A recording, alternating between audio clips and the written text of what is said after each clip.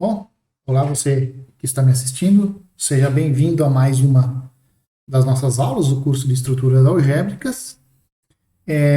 Na aula anterior, nós falamos basicamente sobre homomorfismos, né? Nós definimos o conceito de homomorfismo. Na sequência, nós falamos de algumas propriedades elementares dos homomorfismos, apresentamos vários exemplos, várias propriedades também sobre homomorfismos. E na aula de hoje nós vamos dar sequência sobre o assunto, né? Nós vamos basicamente tratar sobre isomorfismos entre grupos, tá? Então esse basicamente é o objetivo da aula de hoje. O objetivo específico é mostrar que todo grupo cíclico é isomorfo ao grupo dos inteiros, o grupo aditivo dos inteiros, ou então que ele é isomorfo ao grupo aditivo dos Zn para algum n maior do que zero. Tá? Então esse é basicamente o objetivo central da aula de hoje. Tá? Então, só lembrando o que vem a ser um homomorfismo, então se nós considerarmos G como uma operação asterisco e H como uma operação triângulo, dois grupos, então uma função que vai de G em H, nós vamos chamar de homomorfismo de grupos, né? Se para quaisquer x e y pertencentes a G, nós tivermos φ de G estrela y igual a φ de G triângulo φ de y. O que isso quer dizer? Isso quer dizer o seguinte, que se você operar primeiro no grupo G e depois aplicar a função φ, é a mesma coisa que você primeiro aplicar a função φ nos dois elementos e depois operar eles com a operação do grupo H. Tá? E homomorfismo faz isso com os elementos dos grupos. Tá certo? Nós vimos também que se a φ for um homomorfismo bijetor, então nós chamamos essa φ de isomorfismo de grupos. Se você tem um isomorfismo entre um grupo G nele mesmo, esse isomorfismo ele é chamado de automorfismo. Automorfismo no sentido de si mesmo, né? Autoconhecimento, né? E assim por diante. Então, o prefixo auto tem essa conotação de si mesmo, né? Quando dois grupos eles são ditos isomorfos, se você consegue um isomorfismo entre eles, né? Então, da mesma forma que você tinha lá em espaços vetoriais isomorfos, quando existia uma transformação linear invertível ou uma transformação linear bijetora entre os espaços, ou seja, quando você tinha um isomorfismo de espaços vetoriais, aqui também. Só que aqui, como nós estamos trabalhando com grupos, então nós vamos chamar dois grupos de grupos isomorfos, se existe um isomorfismo entre eles. E nós, nesse curso, nós vamos usar essa notação aqui para indicar que dois grupos são isomorfos. Tá? Há outras notações, tem alguns livros que usam 2til, né? Tem outros livros que ignoram essa barrinha de baixo aqui, escreve só uma barrinha e um til. Isso varia de autor para autor. Eu gosto bastante dessa. Desde o meu mestrado eu uso essa, então eu vou continuar usando essa notação, que também pode ser encontrada em alguns livros. Certo? Vamos pensar um pouquinho agora. Né? Vamos considerar G um grupo de ordem 3. Nós já vimos que todo grupo de ordem prima ele é cíclico. Então, como o 3 é primo, então esse grupo G obrigatoriamente ele tem que ser cíclico. E nós vamos dizer, então, que ele é gerado por um certo elemento Gzinho. Ou seja, o nosso grupo G ele é formado por três elementos, o G elevado a 0, que é a identidade, G elevado a 1, que é o próprio G, que é o gerador do grupo,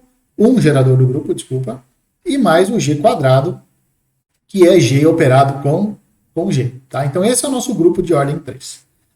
Agora, olha só, se nós formos fazer a tabela do Z3, quer dizer, a tabela não, a tábua de operações do Z3 e do grupo gerado pelo G, desse grupo, se nós fizermos a tabela do Z3 e desse grupo, se nós ignorarmos a natureza dos elementos, nós vamos ver que as tábuas são literalmente iguais, se nós ignorarmos a natureza dos elementos. Tá?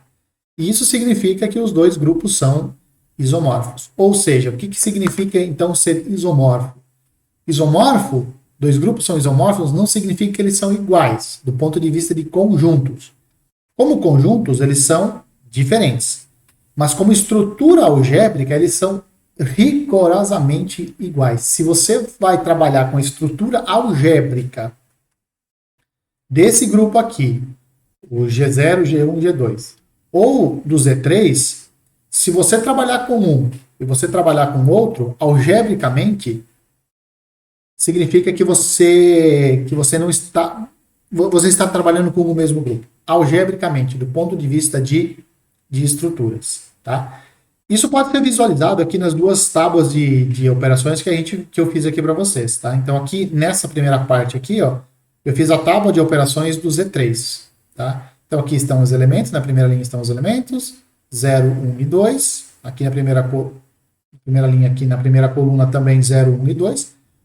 E aqui estão os elementos obtidos pela operação dos respectivos caras. Né? Então, 0 com 0 dá 0, 0 com 1 dá 1, 0 com 2 dá 2.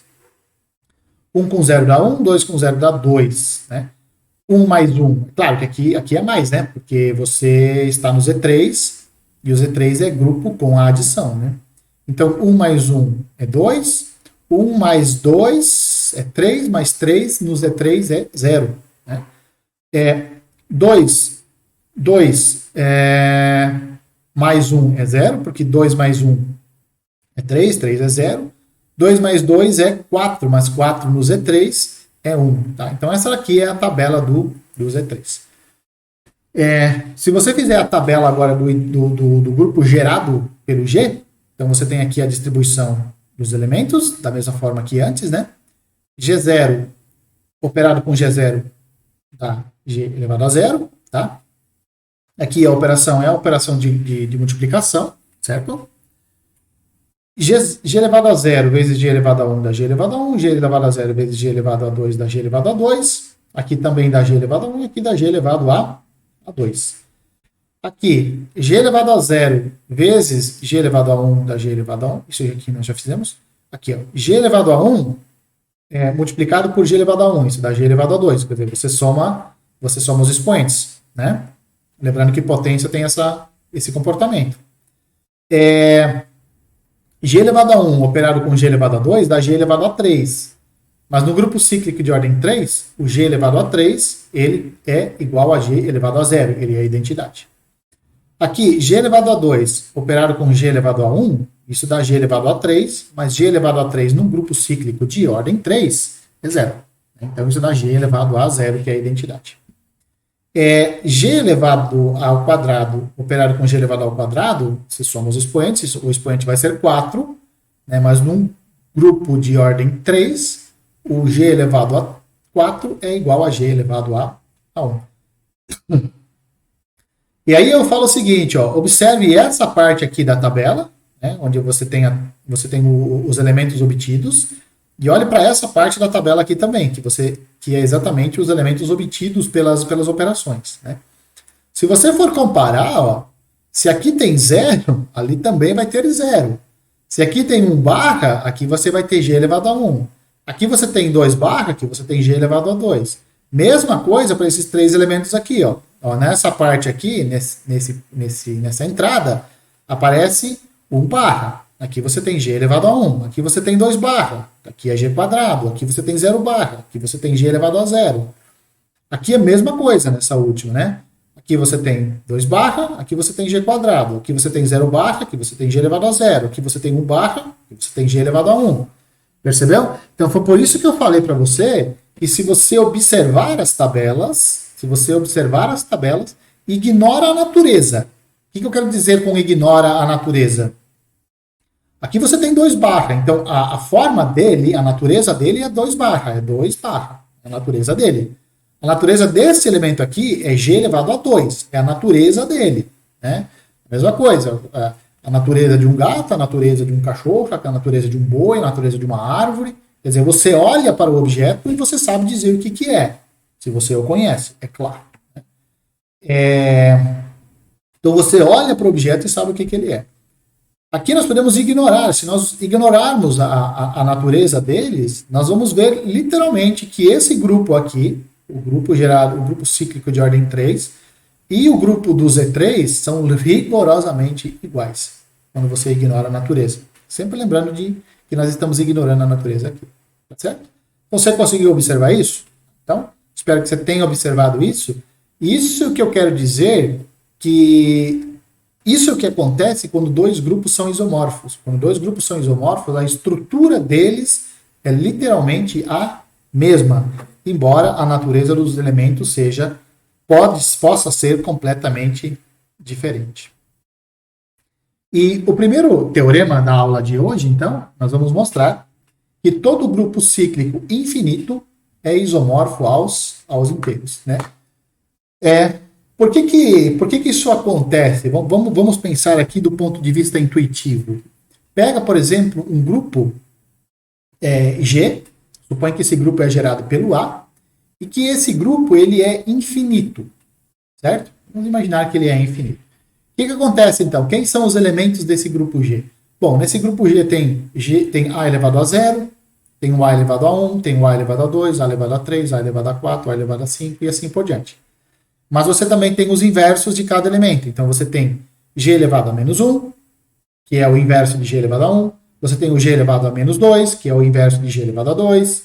G elevado a menos 3, G elevado a menos 4 e assim por diante. Tá? Então, a natureza dos elementos que aparecem num grupo cíclico infinito gerado por A, são A elevado às potências inteiras, A elevado a potências inteiras. Tá? Então, essa é a natureza dos elementos de G, tá certo?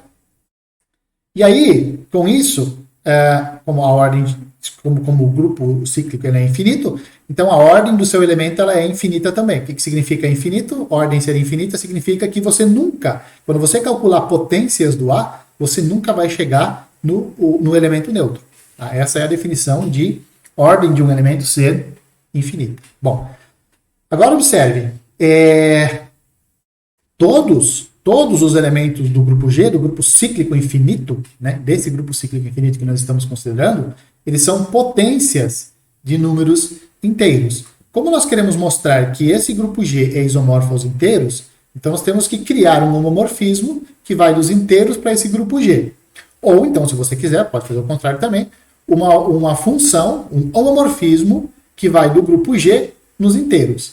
E esses homomorfismos eles têm que ser bijetores. Tá? Eu decidi definir uma função que vai dos inteiros para o grupo G. Eu sempre tento definir da maneira mais óbvia possível as minhas funções. Tá? Às vezes essa definição mais óbvia funciona, às vezes essa definição mais óbvia possível ela não funciona. De um modo geral, ela funciona. Tá? E o que eu percebo? Eu percebo o seguinte, já que no grupo G só tem potências inteiras, só tem potências inteiras. Tá? Essas potências inteiras, elas são todas distintas umas das outras, justamente porque o nosso grupo ele é um grupo infinito. Tá? Então, eu só vejo, quer dizer, pode ter outras, né, mas eu só vejo uma função possível entre os inteiros e esse grupo G cíclico gerado pelo A. O que essa função faz? O óbvio, ela pega cada número inteiro e leva esse número inteiro na sua enésima potência de A. Então, se eu pegar o n como sendo 0, aqui vai dar A elevado a 0. Se o n for menos 1, aqui vai dar A elevado a menos 1. Se o n for 1, vai dar A elevado a 1. E assim por diante. Tá? Então, acho que você já entendeu o que essa função faz. Essa função faz o mais óbvio possível. Tá? Muito bem. É claro que essa função ela é uma função sobrejetora, porque se você pegar qualquer potência de G, essa potência de G, eu chamei ela de A elevado a M, tá? Então, A elevado a M, ela é a imagem do M pela F. Então, F de M é A elevado a M, ou seja, todo elemento de G é imagem de alguém. Portanto, essa F ela é sobrejetora. Além disso, a nossa F ela é um homomorfismo. Por que ela é um homomorfismo? Porque a F de N mais M, com NM inteiros, isso é A elevado a n mais m. É claro, é exatamente isso que a função f faz. Ela pega o que está no argumento e calcula a potência dele com base A. Tá? Agora, isso aqui, por definição de potência, isso é, por definição não, por propriedade de potência, tá? Que nós já vimos há algumas aulas atrás, né? Isso aqui é A elevado a n vezes A elevado a m, tá? E isso aqui é exatamente o φ de n vezes quer dizer, o f de n vezes o f de n, tá? Grupo cíclico aqui, a gente denota ele com notação multiplicativa, né? Agora, então, nós temos já aqui um homomorfismo sobre ejetor. Se nós queremos mostrar que isso é um isomorfismo, basta nós mostrarmos que o núcleo desse homomorfismo é a identidade, ou seja, é o zero dos inteiros, né? Porque se no núcleo só tiver a identidade do domínio, ou seja, nesse caso aqui é o zero, se no núcleo só tiver o zero, é porque a nossa função ela vai ser injetora. Vai ser um homomorfismo injetor. Isso é uma propriedade que nós vimos na aula passada, né? Então é isso que nós vamos mostrar agora. Então vamos pegar um M que está no núcleo da nossa F. Olha, se ele está no núcleo, significa que A elevado a M é a identidade do grupo G, certo? Agora, não, como a ordem do A ela é infinita, esse número aqui, obrigatoriamente tem que ser zero. Essa potência obrigatoriamente tem que ser zero. Por quê? Porque se essa potência m aqui for diferente de zero, é porque a ordem do nosso elemento ela vai ser finita, o que vai contradizer a nossa hipótese. Tá certo? Então não tem jeito. Se essa potência aqui, se a potência do A der o elemento neutro, é porque esse expoente obrigatoriamente tem que ser igual a zero. Ou seja, o que nós acabamos de mostrar? Que o núcleo do nosso homomorfismo só tem o zero dos inteiros. E, portanto, essa F é, na verdade, um isomorfismo de grupos. Ou seja, daqui para diante, se você tropeçar na rua, estiver andando na rua, encontrar um grupo cíclico infinito, você pode garantir que esse grupo cíclico tem o mesmo comportamento dos inteiros. Tá? O comportamento algébrico dele é igual ao dos inteiros. Ele vai fazer exatamente as mesmas coisas que os inteiros fazem. Exatamente a mesma coisa. Os elementos podem ser diferentes, podem não ser números inteiros, mas o comportamento dele vai ser o mesmo. Tá?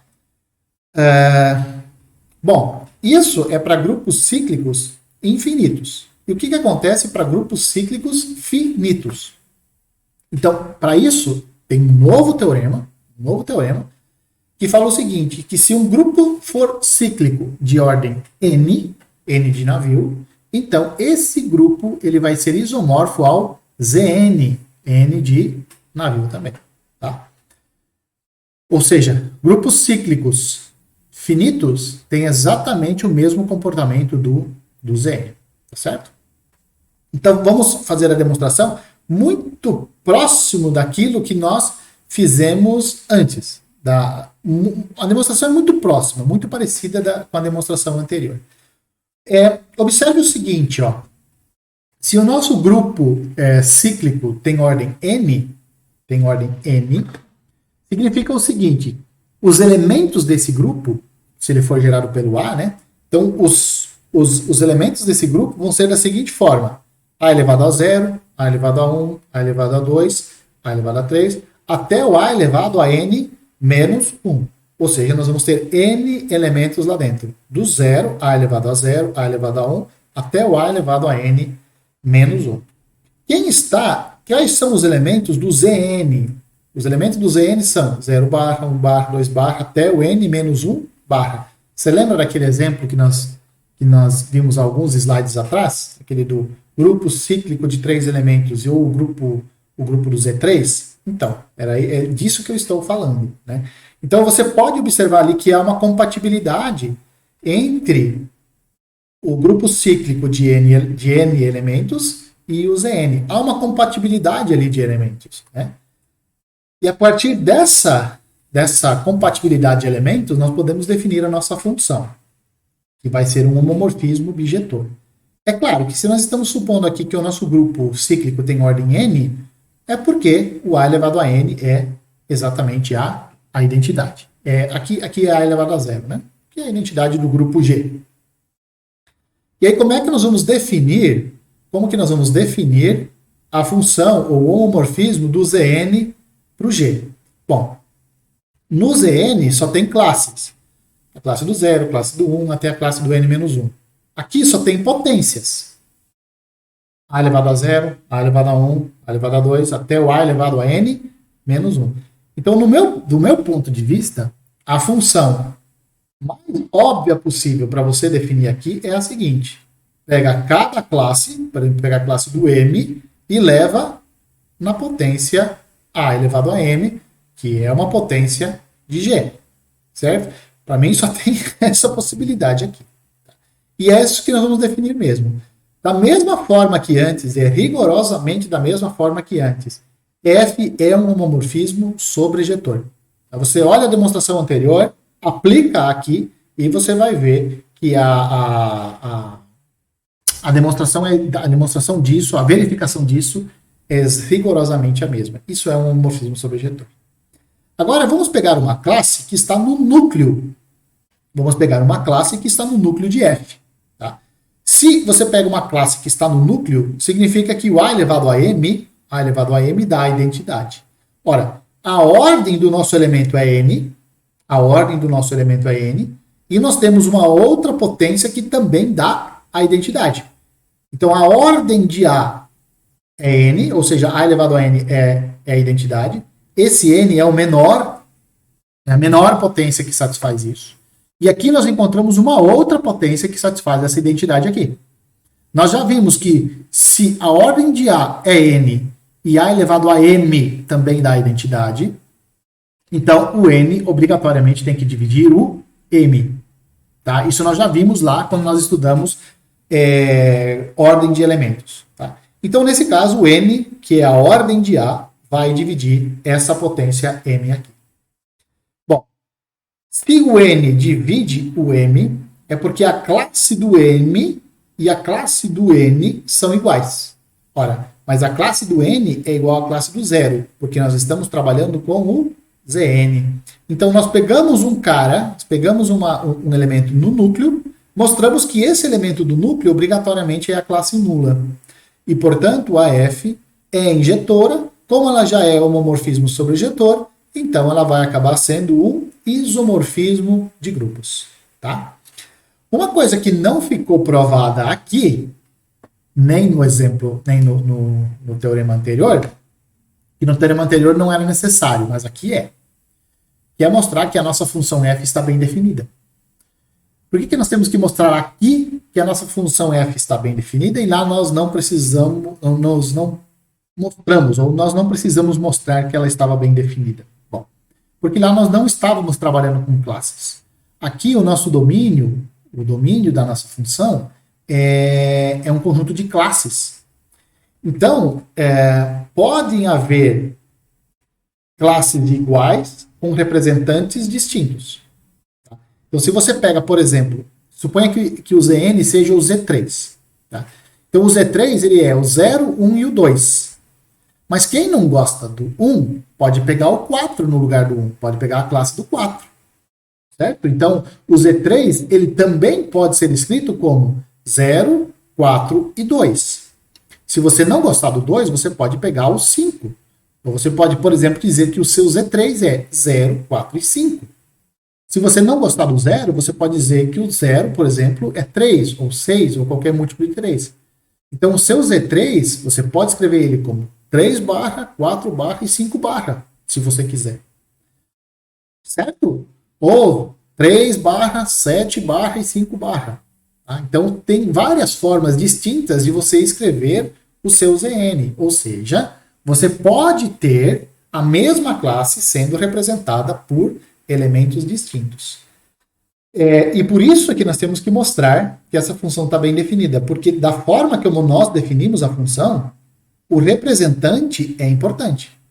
O representante aqui é muito importante, porque nós pegamos a classe do M, nós pegamos o representante da classe, e elevamos ele, o A essa potência, a esse representante. Então, por isso que nós temos que mostrar que ela está bem definida. Mostrar que ela está bem definida significa o seguinte: se você pega duas classes iguais no domínio, será que as imagens vão ser iguais lá no contradomínio? Tá? É isso que nós temos que mostrar. Essa é a nossa esperança. Então vamos lá, vamos começar a fazer contas, porque é tudo que nós sabemos fazer no nosso curso. Né? Então vamos pegar dois elementos, duas classes iguais no Zn. Se essas duas classes são iguais, é porque o n divide a diferença entre eles. Definição. N dividir a diferença significa que a diferença entre eles é um múltiplo de n. Ou seja, dá para dizer que um deles, que no caso é o M1, ele pode ser escrito como o M2 mais um múltiplo de K, mais um múltiplo de N, desculpa. Só passamos o M2 para o outro lado, entre aspas, né? Muito bem. Bom, agora vamos calcular a F da classe M1, tá? F aplicado à classe M1, isso dá A elevado a M1. Isso pela definição da F. Agora, já que o M1 é essa soma aqui, eu posso trocar o M1 por isso, por M2 mais MK. Como nós estamos trabalhando aqui com potências, isso aqui é igual a isso, propriedade de potência. Outra propriedade de potência me permite fazer isso daqui. A elevado a N vezes K é A elevado a N elevado a K. Tá certo? Muito bem. Agora, quanto que é A elevado a N? N é a ordem de A. Então, A elevado a N dá a identidade. Então, aqui vai ficar E elevado a K. E elevado a K é a identidade. Você calcula a potência da identidade do grupo, quantas potências você quiser, isso sempre vai dar a identidade. Então, isso daqui vai dar exatamente A elevado a M2, mas A elevado a M2 é exatamente a F do M2 barra. Então, de fato, nós pegamos duas classes iguais no Zn e mostramos que as imagens são iguais. Portanto, isso daqui é uma função bem definida, é um homomorfismo e é bijetor. Portanto, é um isomorfismo. Tá? Então, da agora em diante, toda vez que você for no mercado, estiver exposto em alguma gôndola, um grupo cíclico, se estiver havendo um grupo cíclico de ordem n, você pode falar para quem você quiser, olha, pode chamar o supervisor e falar, ó, aqui você só está vendendo subgrupos, você só está vendendo grupos ZNs, independente da natureza dos elementos. Certo? Muito bem, você pode ter reparado aqui que nós chegamos ao slide 7 de 7 slides e, portanto, nós chegamos ao fim da primeira parte dessa aula e daqui a pouco a gente volta com a segunda parte. Beleza? Então, muito obrigado a todos.